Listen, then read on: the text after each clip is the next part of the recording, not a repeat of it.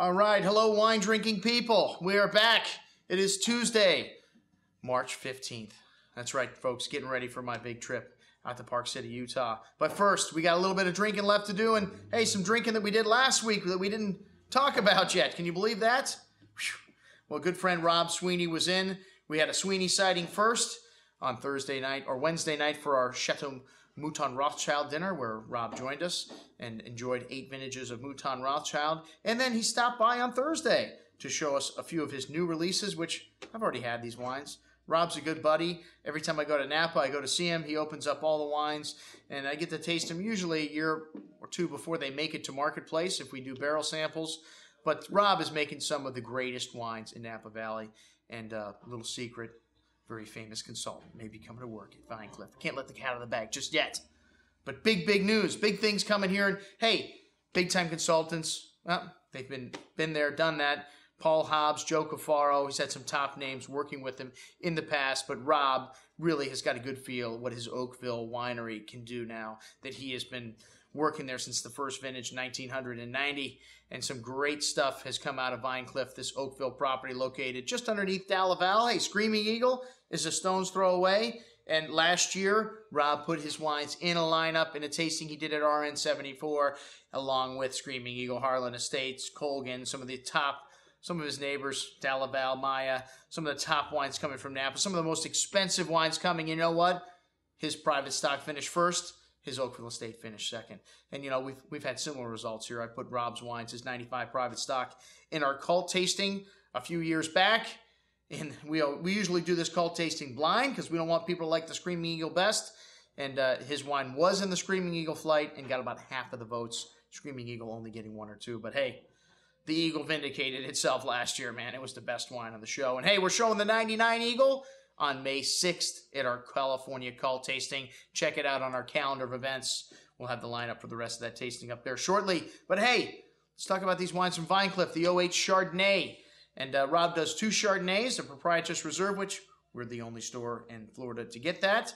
We don't have any in at the moment, but the 08 vintage, very good. Maybe not quite as precise as the 07 vintage, maybe a little fatter, but I like Rob's style of wines, very forward, very drinkable. And the Chardonnay, lovely creme brulee notes on the nose, lemon drop candy. Only 1,500 cases produced. Rob used to make quite a bit more wine, but they pared back the production, and all of it is estate bottle. They've got a vineyard in Carneros. Oops, I'm sorry, they buy a little bit of fruit from the vineyard directly in front of them, but everything else is estate.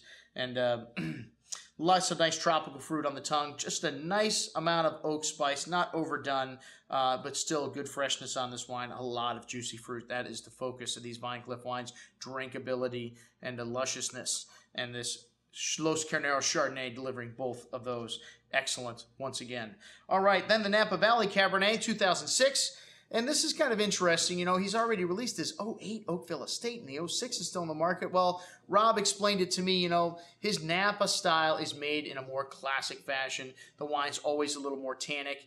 And, you know, hey, he doesn't have to tell me that the Oakville Estate has caught on and is more expensive wine. Is easier to sell. Kind of weird today. But this Napa Cab's priced at around $40 a bottle retail, and the Oakville Estate at around $75. And we've experienced the same thing here, Rob. You know what? Your Oakville Estate Cab at about twice the price is easier to sell than your Napa. And the Napa's a nice wine, and I would have to agree, maybe it is a little bit more tannic and backward, not quite as forward as the Oakville wine. But this guy's got lovely black cherry and currant berry fruit, and still has some substantial tannin here showing on the palate, but, you know, pretty well-rounded. Really nice, drinking nicely, but has a couple years to go left. A nice bottle of Napa Valley Cabernet Sauvignon, and again, for around $40. The Oakville Estate, a much bigger wine in terms of, you know, just raw, ripe fruit, currants, cassis, black cherry, and it has this lovely toasty oak nuance. One of the things all these great wines from Napa have, this lovely new toasty oak nuance, and that helps to mellow out the wine, putting it in new oak. It helps it to breathe, but it also adds this decadent spice, this Oakville Estate, among the top Cabernets in Napa today. And hey, we had his Pickett Road. This is the Pickett Road Vineyard 07 the other night, the Mouton tasting. Wow. Man, this wine was a knockout. And, you know, it's unfortunate this is the last vintage that they're making this wine. Justin Woodridge bought the vineyard for $7 million. 5 acres. Guess what? Rob said he's only made really good wine. 2 years there, Justin.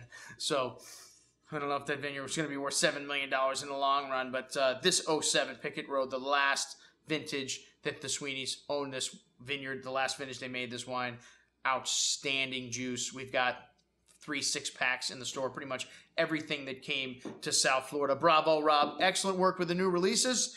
And next up, we got our Chave tasting here in the store last Thursday night.